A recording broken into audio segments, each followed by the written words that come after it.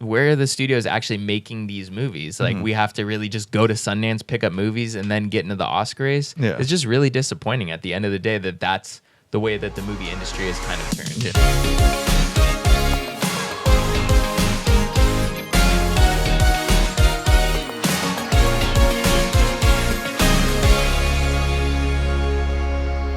Drive-by movies here. My name's Blaze. I am James. And you're watching Fresh Releases. This week, we're talking The Report, starring Adam Driver and Annette Bening, directed by Scott Z. Burns. If the Times had your report, we would print it tomorrow. No. If it's going to come out, it's going to come out the right way.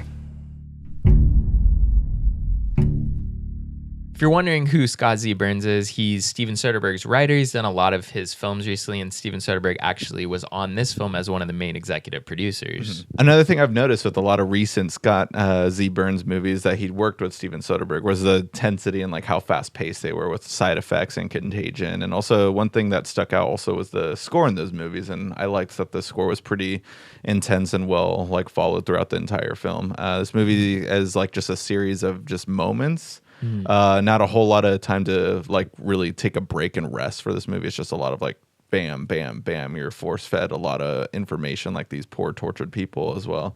And it's very fascinating to watch. And I think you're looking for that movie where Adam Driver is taken and given like acting chops. You mentioned it in our review for Marriage Story. Like, what's the movie, and like, how do you feel about him in this movie? Yeah, that was definitely something I wanted to mention. I think after watching this movie, he does a great job in this movie. I think the character in itself of Daniel Jones, I don't think it's like, I understand his motivations and everything, but he's really just dedicated to his work. There's no like home life where we can learn any more character development about it. He does not dating anyone, so we never really see him outside of at work. Thank you. That was my problem with the movie. Yeah.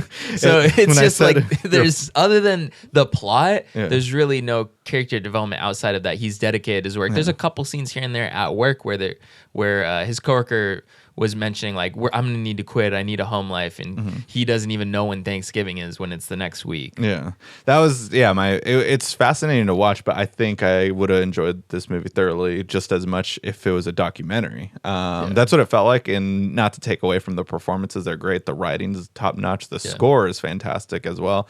Direction top notch, but it doesn't feel like a movie necessarily for me. I felt like it just felt like a lot of series of scenes and stuff, and I would have liked to have seen the struggle of Adam Driver trying to keep his sanity, like work is nonstop for him, and when he's not working, like I would have liked to have seen like those paranoia scenes of that, like maybe he's always being watched by the CIA. That was the other thing, is like I didn't feel like that was like shown enough. Wouldn't you feel like the CIA would have wanted to off him? Oh yeah, absolutely. That's what I would have, because they mentioned it a couple times, like this person just like took a leave of absence or something like that. I feel like there could have been a scene here and there where maybe he thinks he's being followed home, or he is being followed home. Yeah, like I feel like that could have been something. Yeah. I mean, I'm sure you felt the same way. Yeah, I mean, one of my favorite movies that like I like political thrillers. Essentially, I think one of the best ones that harkens back to All the President's Men is All the President's Men. Sorry, that's a weird joke between us. That's one of my favorite movies. But like, what I liked most about that movie is because you do get moments to breathe and stuff, and there's scenes where just like walking to your car, there's literally someone in the parking garage watching you. Like, I love those like paranoia scenes for Robert Redford, and would have loved to have seen this. I mean, this movie's at a very fine 2-hour line, but it's entertaining enough to watch it to where I wouldn't have minded if it was 2.5 hours. It was very fast paced to where it didn't feel like 2 hours. It went right through. I watched it in one setting, never felt like I didn't like. Actually, I would have been tired watching this in the theater. I feel like if I had to go to the bathroom, I would have been pissed because I would have missed a lot of stuff. Like, I think it's a great first directorial effort, and I think really a lot of the stuff that no one's talking about, and I think the conversation is kind of warped in a way about this movie, is that, oh my God, this movie was only done for $8 million. Originally, I mean, you watch the movie, it's not that wild to even think that it was done. No one got paid shit. Like, that's just the gist of it. No one got paid anything. This film, if it was done 20 years ago, this would have had an actual budget, maybe of $50 million or something like that. And we would probably get some other stuff that, elevates the story in a sense, in a different thematically. But I feel like because our budget is so low to then the movie needs to be like so much better than the budget in a way.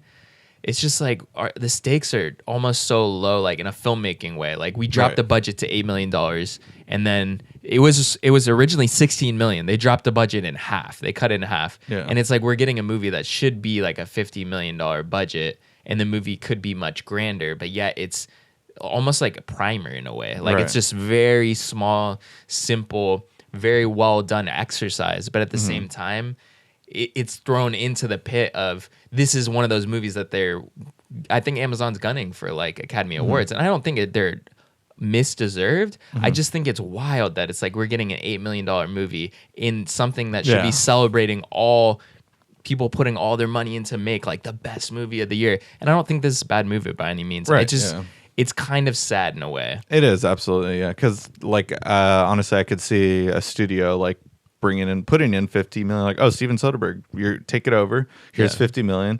All that Steven Soderbergh probably would have used a lot of the same actors and stuff. Like John Hamm was great. Annette Bening, I thought, is one of the best characters in the movie. Adam Driver is great. Once again, like he is a great actor, but he hasn't really had like a character role. I feel like just yet. Here's what the CIA is claiming: they got Bin Laden after using EITs against detainees. They say it all started in 2002. With Abu Zubaydah and a detainee they called Riyad the Facilitator, who tipped them off to Abu Ahmed al-Kuwaiti, who had ties to Bin Laden. Well, that's not what happened. The truth is, the CIA was on al-Kuwaiti's phones, emails, identity, long before they captured any detainees. So I'd still love to see more lead roles by him. There's no doubt that he's a great actor, but just like I just feel like he hasn't gotten that perfect role to define him just yet.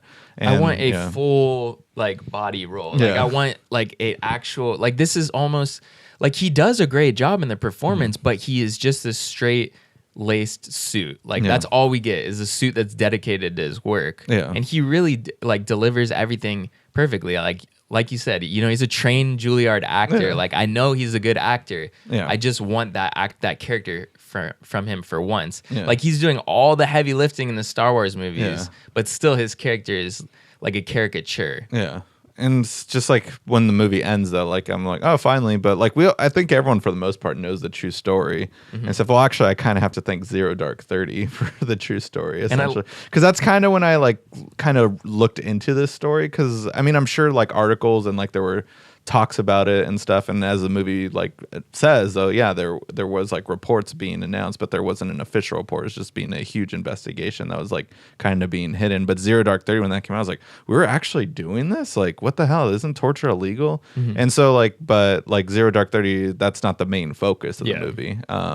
So, but then it's just funny that it's an actual, like, they bring it up in this movie, though. Yeah. I thought that was an excellent scene and answered probably a lot of the people, myself and you, watching this. Like, wait, didn't we watch this film already? Like, no, this is just focusing on that act, and that's even in the film. The frustrations that they were going through, like, they're like, oh, wow, movies are beating us to the punch and stuff. Like Hollywood beat us. And, this is a well-done movie overall. I highly recommend it, but it's not a movie that I feel like is really going to go anywhere in the Oscar season. Maybe it'll get a couple nominees. It's definitely one of the better movies of the year. Not going to make my top 5 by any means, but it's still great. Highly recommend it.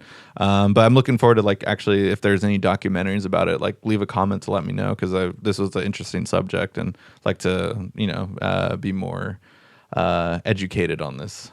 So yeah, I definitely agree with you. I think it felt more documentary-like in how we're receiving the information about this whole film. Like, it's the torture report, and we really got the gist of it, more so than Zero Dark 30, an action movie, gave it to us. But at the same time, I feel like, not that there was anything lost from the filmmakers in that perspective, but it was lost from the studio perspective. Yeah. Like, I know Amazon bought this at Sundance and they paid money for it, but where are the studios actually making these movies? Like, we have to really just go to Sundance, pick up movies, and then get into the Oscar race. It's just really disappointing at the end of the day that's the way that the movie industry has kind of turned. Yeah, it's a bummer. Anyways, guys, that is going to wrap it up for this week for Fresh Releases. We always appreciate the support, and the best way to support the show is by clicking the description box below and watching the report. After doing that, be sure to leave a comment. Let us know what you thought about the movie. And also, if you haven't already done so, please subscribe and hit that notification bell for all our notifications. See you guys next week with a new video on Drive-By Movies.